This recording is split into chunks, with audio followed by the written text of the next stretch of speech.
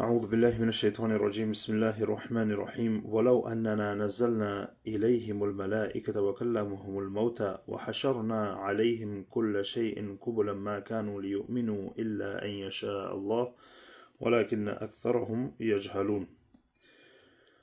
The 8th juz continues with Surah An'am, and then we will move on to Surah A'raf. Surah An'am was a Makki surah, so many proofs and evidences were being given, the fundamentals and Iman, oneness of Allah subhanahu wa ta'ala.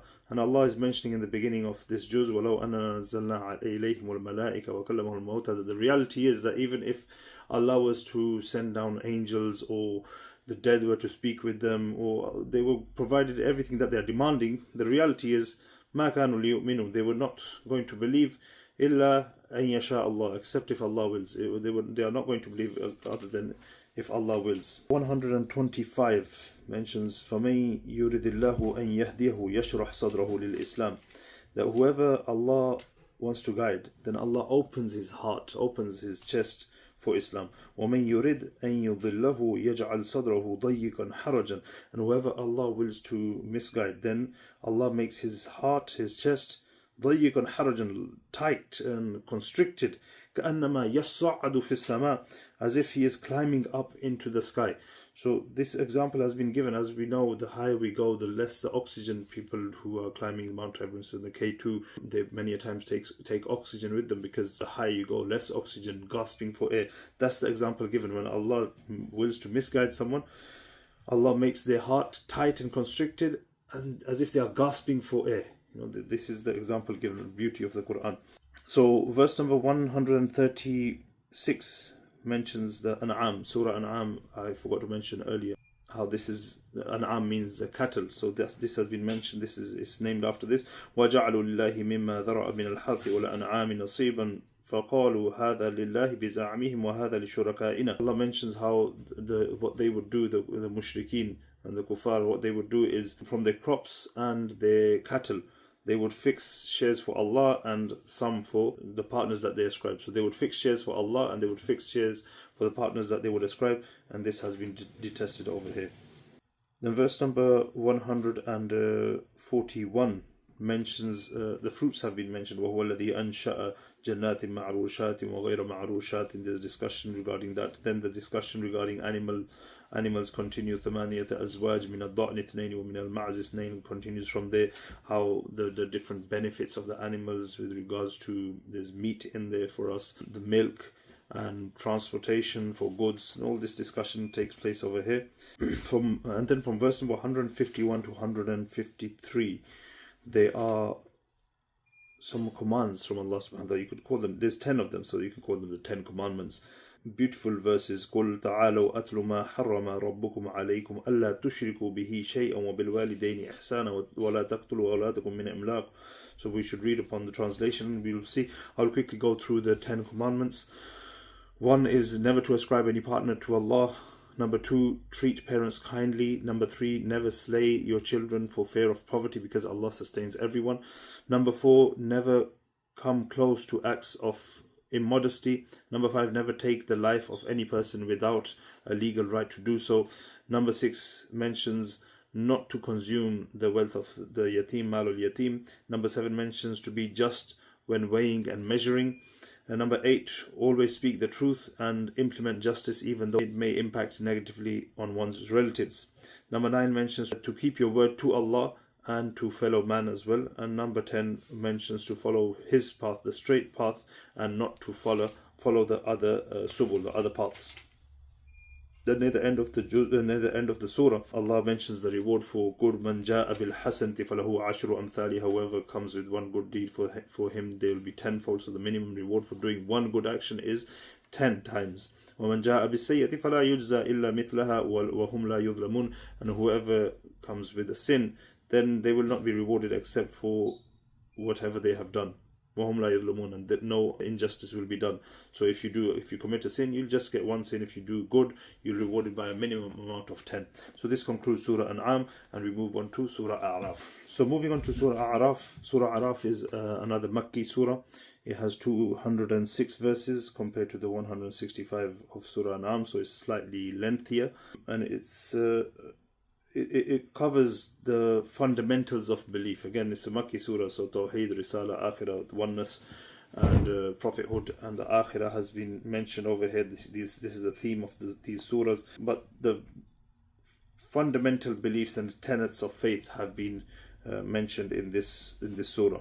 Allah subhanahu wa ta'ala starts off with the Bismillahir Rahmanir Rahim, Alif Lam Mim Sad, the huruf muqatta'at, separated letters, Kitabun unzila ilayka fala yakun fi sadrika haraj. So it starts off with introduction to the Kitab of Allah subhanahu wa ta'ala, and then there's mention in verse number 6 regarding the prophets. فَلَنَسْأَلَنَّ الَّذِينَ أُرْسِلَ إِلَيْهِمْ وَلَنَسْأَلَنَّ الْمُرْسَلِينَ. Those to whom the prophets were sent, they will be questioned, and the prophets will be questioned as well. And then the next portion, the next ruku, or next a few rukus, mention the story of Adam alayhi salam, and there's address to the Bani Adam as well. So Allah says, وَلَقَدْ خَلَقْنَاكُمْ ثُمَّ صَوَّرْنَاكُمْ ثُمَّ قُلْنَا لِلْمَلَائِكَةِ اسْجُدُوا لِآدَمَ. How the angels were told to prostrate to Adam, فَسَجَدُوا إِلَّا إِبْلِيسَ. So they prostrated except for Iblis. He was expected to perform the sujood, the prostration as well. لَمْ يَكُمْ مِنَ السَّاجِدِينَ. And then the reason he gave, أَنَا خَيْرٌ مِنْ, I'm better than him. خَلَقْتَنِي مِنْ نَارٍ وَخَلَقْتَهُ مِنْ طِينٍ. You have created me from fire, and you have created him from earth, from soil.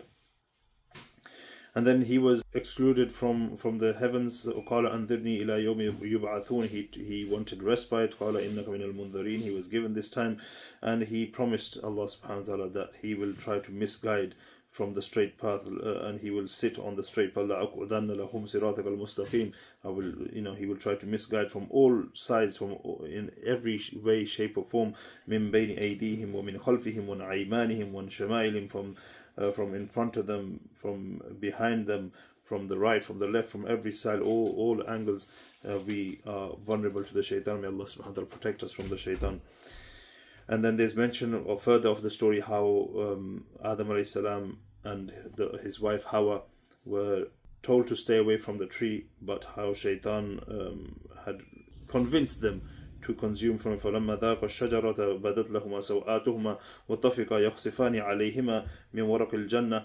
And the story mentions how once they had eaten from the tree, then their nakedness was revealed, that they started hiding themselves from waraq al-Jannah, from the leaves of paradise, of Jannah.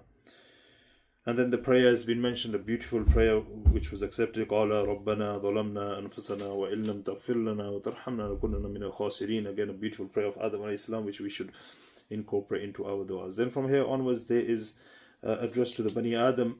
There's about 4 places Ya Bani Adam mentioned. Ya Bani Adam قَدْ أَنزَلْنَا عَلَيْكُمْ لِبَاسٍ يُوَارِي يا بني آدم لا يفتننكم الشيطان كما أخرج أبويكم يا بني آدم خذوا زينتكم عند كل مسجد. So the whole inception and deception of Adam alayhi salam and Hawa has been mentioned, and the Ya Bani Adam, 4 places it has been mentioned. Then the 4th place in verse number 35, Ya Bani Adam إِمَّا يَأْتِيَنَّكُمْ رُسُلٌ مِّنْكُمْ. 3 of these places are actually about clothing, about the libas. We need to read upon the translation and get a broader picture, inshallah. Verse number 40 is a beautiful verse I would like to mention. Allah says, إِنَّ الَّذِينَ كَذَّبُوا بِآيَاتِنَا وَاسْتَكْبَرُوا عَنْهَا لَا تُفَتَّحُ لَهُمْ أَبْوَابُ السَّمَاءِ. The deniers of our ayat, for them Allah says, لَا تُفَتَّحُ لَهُمْ أَبْوَابُ السَّمَاءِ. The doors of the heavens will never be open for them. وَلَا يَدْخُلُونَ الْجَنَّةَ. And they will not enter into Jannah حَتَّى يَلِجَ الْجَمَلُ فِي سَمِّ الْخِيَاطِ. Until the camel goes through the head of a needle.